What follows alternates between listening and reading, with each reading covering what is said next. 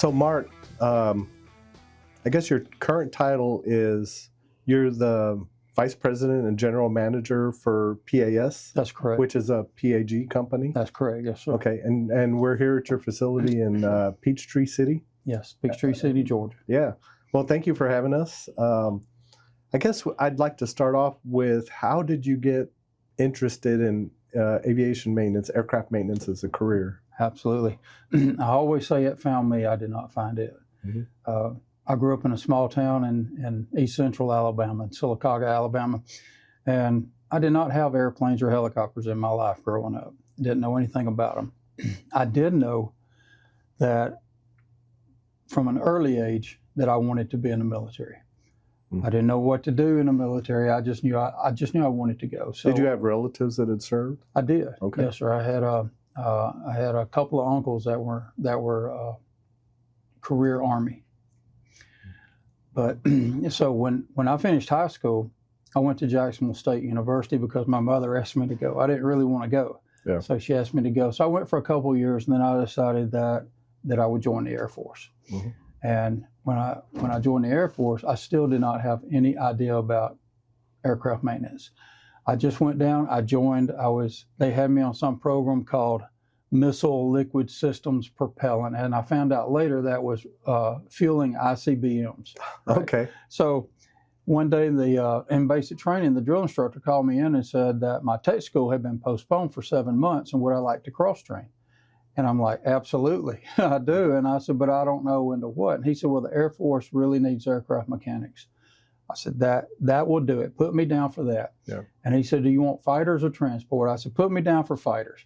So that's how it all began. Really? Yes. So growing up as a kid, did you work on your own vehicles? I mean, you had some mechanical aptitude and experience? I did. It was mostly lawnmowers because my dad had me cutting grass every week. So when the lawnmower would break, I'd fix the lawnmower. Okay. And then in high school, I had a '68 Camaro hot rod, and I had a Chevrolet four-wheel drive truck. So we were always tinkering and working on those things. Okay. Yes. So you ended up, I assume, going to work on the aircraft maintenance on the fighter jets instead of on the ICBMs. I did. I ended up in Anchorage, Alaska, at Elmendorf Air Force Base, working phase dock inspections on T-33s. It was the oldest aircraft in the inventory for the Air Force at the time. After those 2 years were up, I got relocated to Shaw Air Force Base in Columbia, South Carolina, which was headquarters of the 9th Air Force, and I got a brand new F-16. It had 3.5 hours. Wow. On it. So I got to paint my name on a brand new F-16, and so that's what I did for 2 more years. Yeah. What kind of systems were you working on? Because sometimes you're concentrating on airframe or maybe power plant. Did you get to do a little variety? I was actually a crew chief. Okay. I was responsible for the entire aircraft.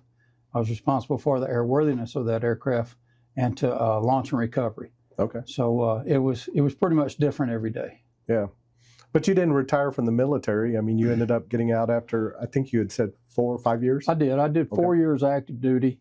And then I wanted to get my AMP, my airframe power plant. So being from Alabama, I was familiar with Alabama Aviation College in Ozark. So when I separated from the Air Force, I went to Alabama Aviation College, acquired my AMP. But during that time, my instructor helped me get a job at Fort Rucker for the maintenance contractor for the helicopter trainers. Okay. So you were working as you were still completing your AMP? That's correct. Oh, yes, sir. Building up some experience and some hours. Okay. That's correct. So I was in the, back then they called it the accelerated program. It's because I've already had the required experience through the Air Force.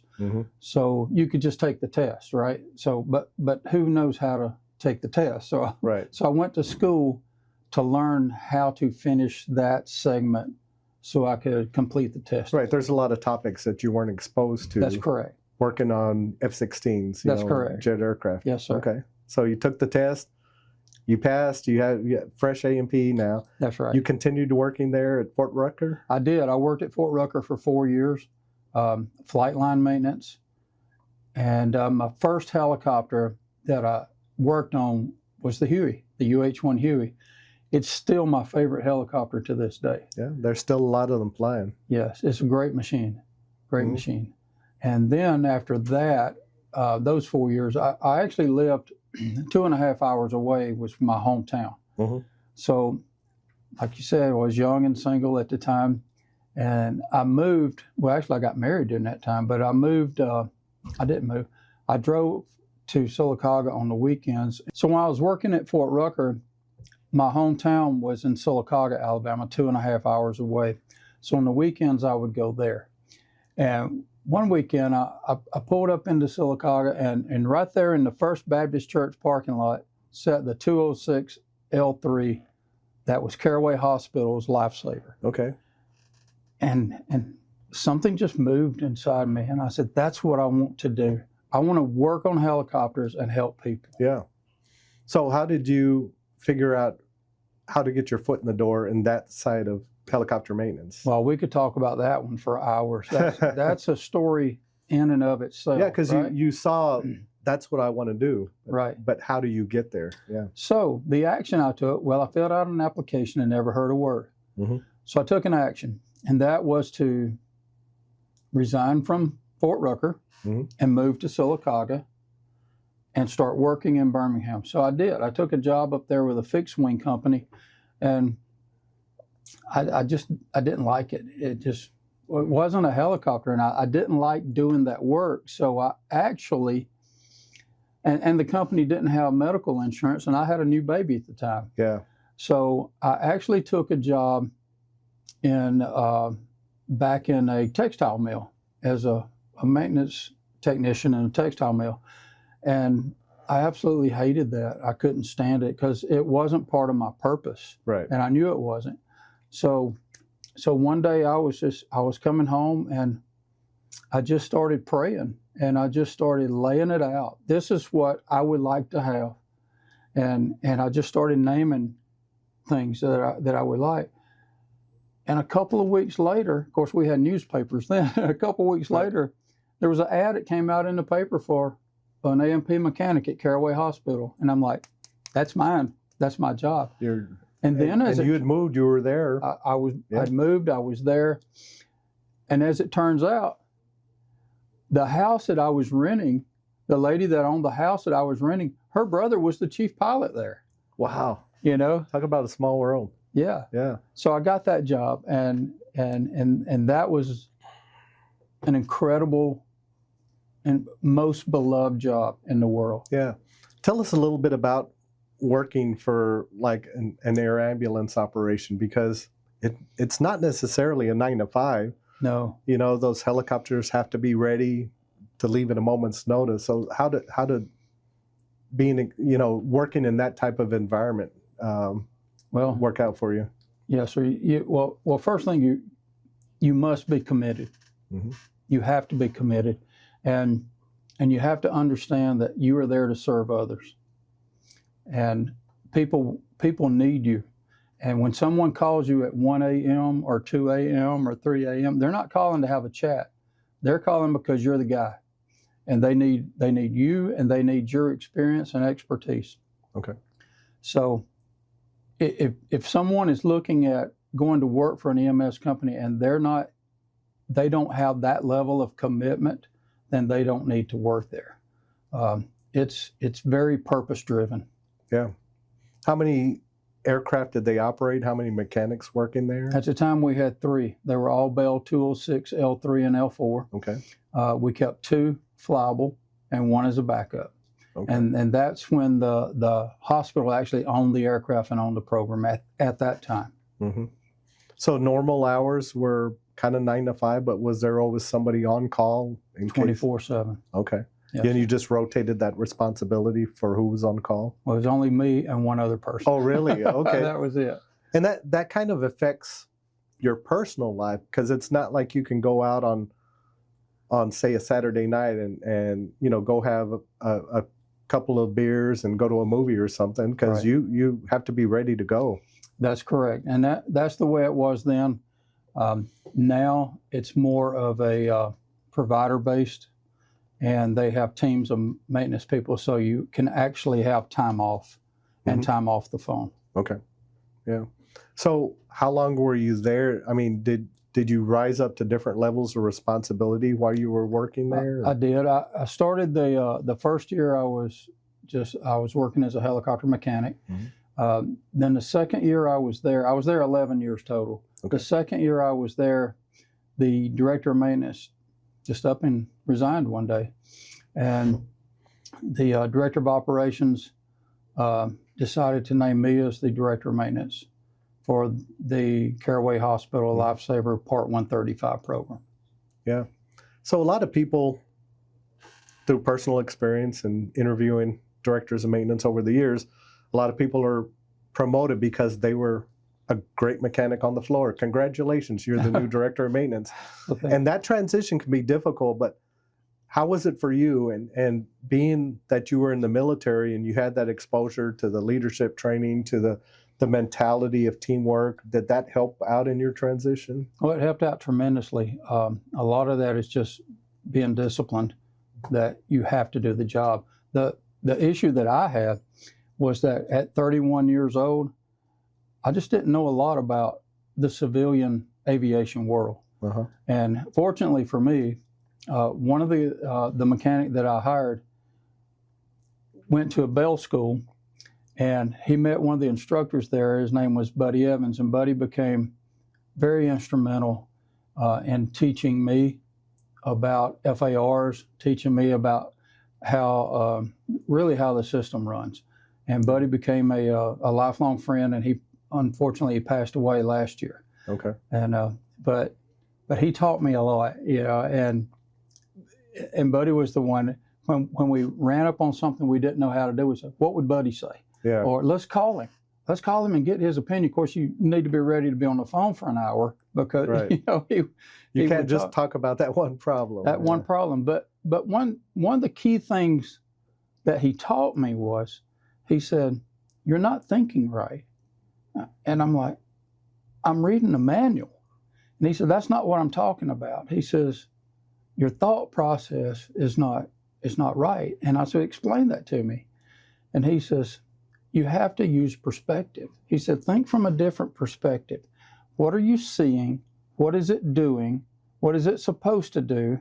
And put it all together and sit and think about it. Think about what's actually happening, not what the book says is happening, because we know the book is, you're supposed to follow the book." He says, "But think about that. Think about what's actually happening here and what's going on." So I've been able to use that advice my entire career. Yeah. You know, when I run into a problem of any kind, I have to sit and think, because I'm a firm believer that the answer is inside you. You just have to think about it and let it bubble up to the surface. Right. So. Okay. So how you were there a total of 11 years? 11 you said? years. Yes, sir. And then you made a transition. How did that work out? I did. The hospital sold to a provider. They sold to Omni Flight. Okay. And at first, I just wasn't thrilled with that. And at the time, a friend was the director of maintenance at Health South, and he called and asked if I wanted to come to work for Health South and work on their S-76. So I'm like, "Yeah, I think that's a good idea." Okay. So I was able to do that. And that was still in the Birmingham Still in area? Birmingham area. Yeah, so I did that. And it was a great job and great people. Gosh, I got so many OEM school training out of that. But then eventually the CEO of that company got in some hot water, and they decided to sell some of the aircraft. So I actually went from full-time to contractor, and then eventually lost that job, but went over to another fixed wing provider at the time. And I worked for them for a year or so, and it just wasn't a helicopter. And I was grateful for it. I was grateful to have the work. But I got a call one day from Omni Flight asking me, they said, "Would you like to come back to work for us as a regional manager?" And I said, "Well, let me think about that." "Yes, I do. Absolutely." Right. So I was with Omni Flight probably 7 or 8 years until they eventually sold to Air Methods. And then I came to work here at Precision Aircraft for Mr. David Mast, our CEO. The issue I had was I was living in Alabama and working here, so Oh, wow. it was a logistics nightmare for me. So I ended up and decided I was director of maintenance here, and decided that I just wanted to go home. I wanted to go home for a while, so I took a base mechanic job for Air Methods. Okay. It turned out to be a great move, and the difference was that being a base mechanic was that now I actually understood how a base mechanic job works, what it means. And I can tell you this for sure. I don't think that as an industry, I don't think we train our new young base mechanics to the standard that they need to be trained. Right, because you're typically by yourself You're by in that yourself. remote base. So That's right. luckily you had a variety of experience Yes. before you stepped into that role. But So what I learned was, when I go back, is that theoretically, even though I'm not the director of maintenance for the company, I felt like I was the director of maintenance for that base. Yeah. Not only that, I was director of logistics. I was shipping and receiving. supply chain manager. Yes. Yeah. Yes. Fuel farm manager. Yeah.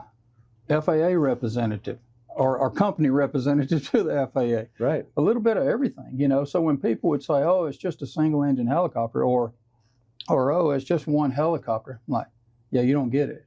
You know, I'm also an inventory specialist. Yeah, I have a lot of hats to wear here. You know, so by knowing that, I was able to stay ahead of everything. And by staying ahead of everything, then I could have off time and downtime and had minimum call-ins. Yeah. And you're also working with the flight crew too. I mean, Yes. I'm sure you have a close relationship, Yes. you know, because you're there with that aircraft. Yes. And the key to that is that flight crew, the nurse, the medic, or doctor, and pilot, they're watching, and they will know if you care about them, and they will know if you care about that aircraft.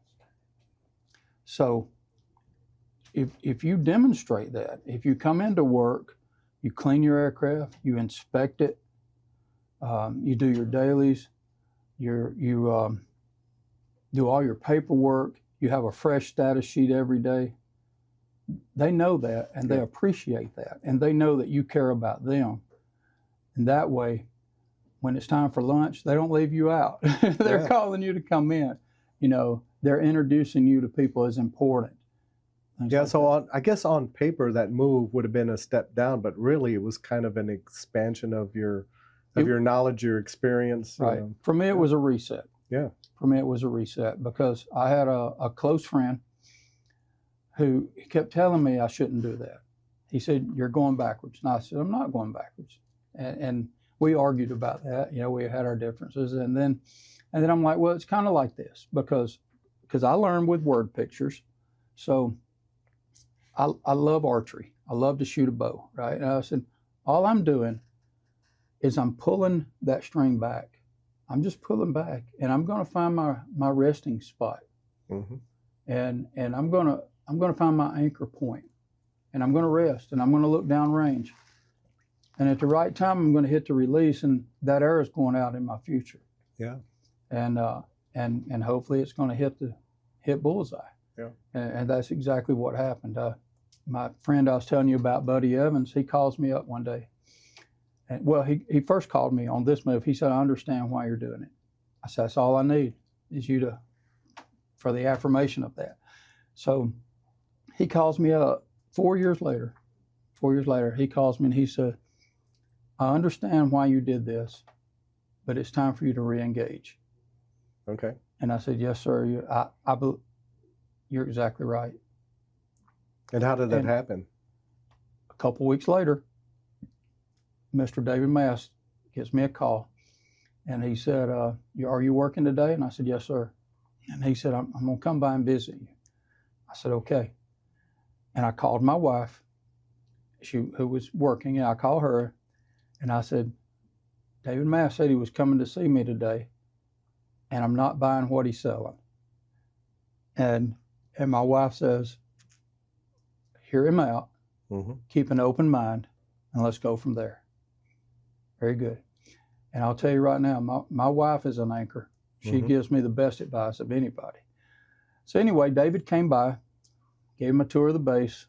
We went to Cracker Barrel for breakfast, and he said, I want you to come back to PAG.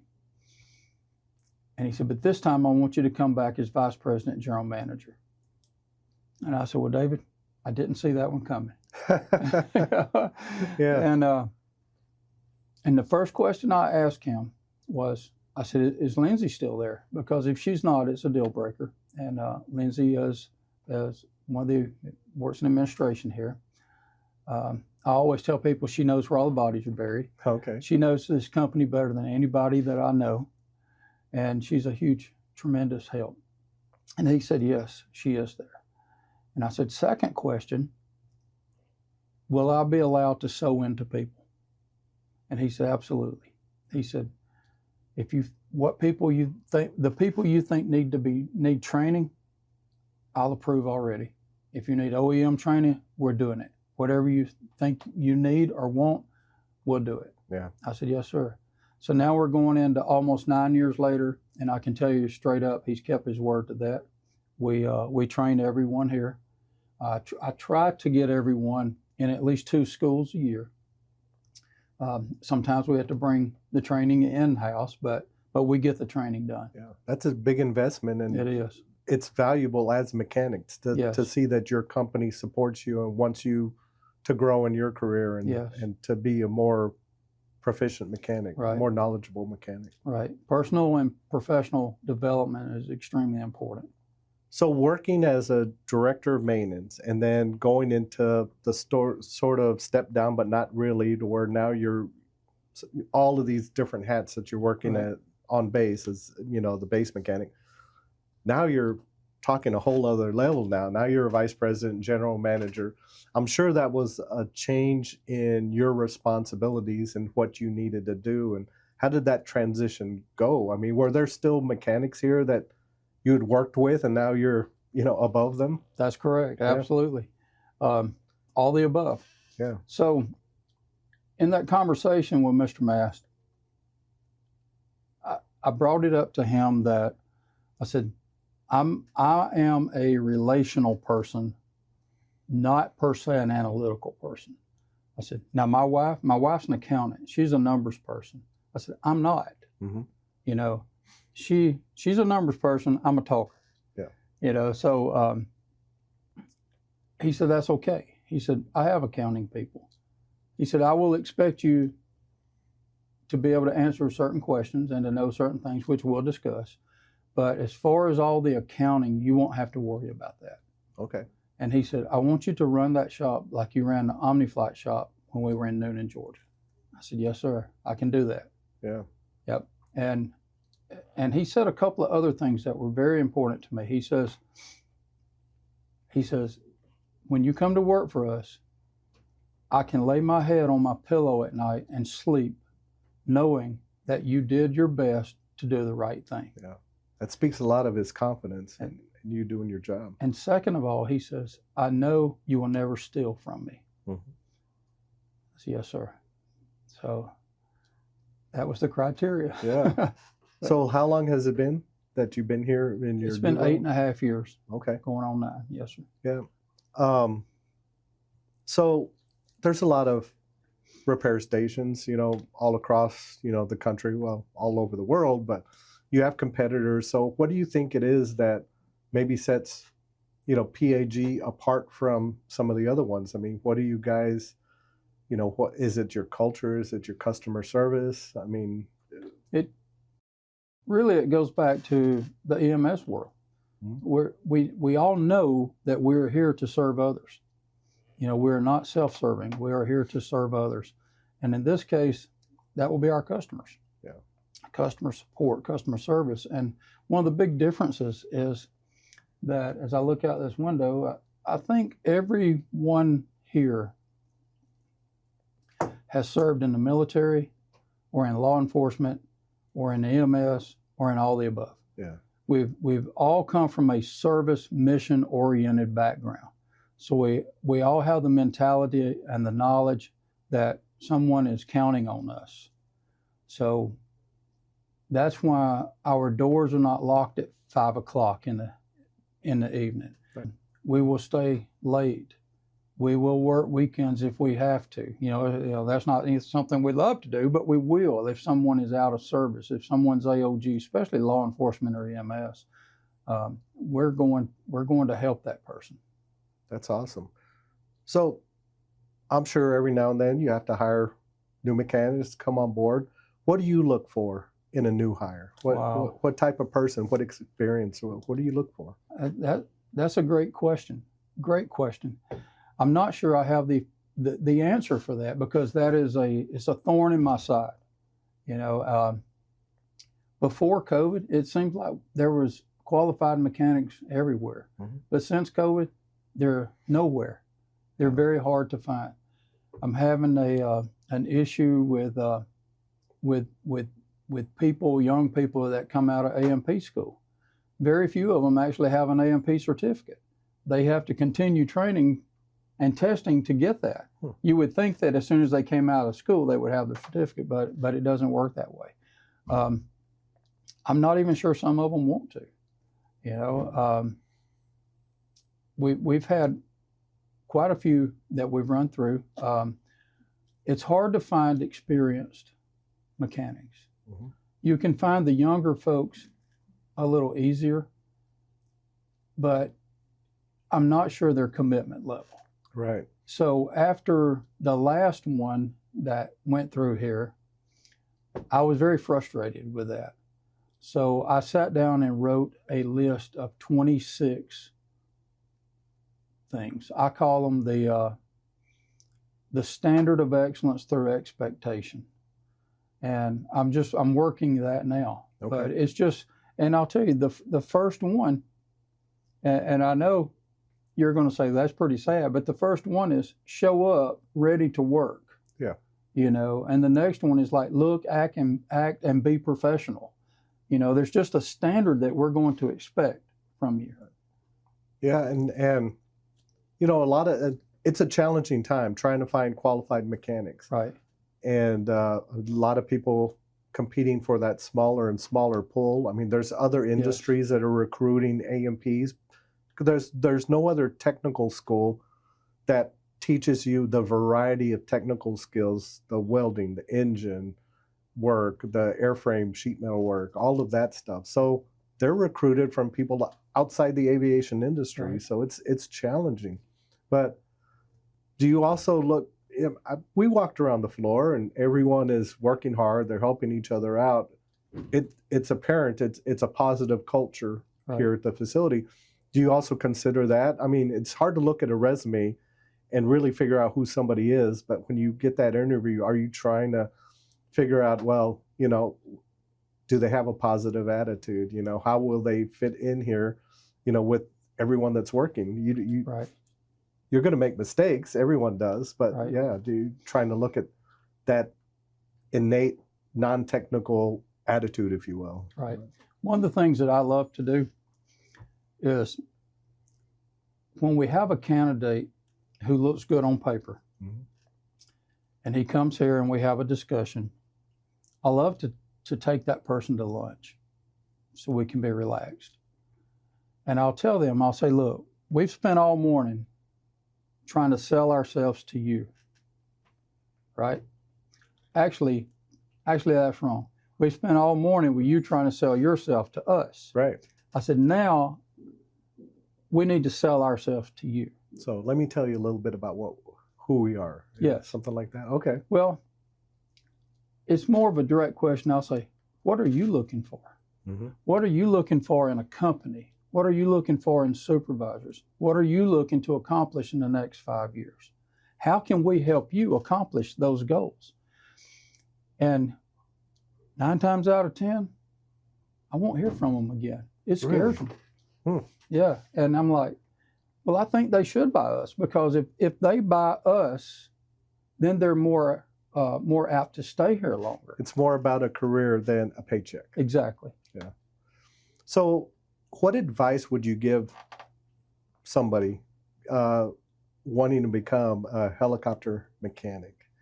You know, just coming into the industry. I had a young man come in recently, and he said, I want to work in helicopters, but everybody wants experience, and nobody will give me the experience. Mm-hmm. I'm like, well, I would be willing to give you a shot, you know, and teach you the experience, you know, have the opportunity to gain the experience. I says, but you will have to make a commitment. You will have to commit to learning the right way. You will have no shortcuts for you. You know, you'll have to commit to being professional. You know, so that would be one of my biggest recommendations or piece of advice, is that if you're going to do this, commit to doing it the right way, mm-hmm. and go all in. Okay. That's all I have. Any other by the ways, anything you'd like to add? Never quit. Yeah. Never quit. Hang in there. I've always heard that if you want to be successful, just never quit. Always persist. Yeah. I guess that's good closing words. Yeah. Thanks for your time. Yeah. Thank you.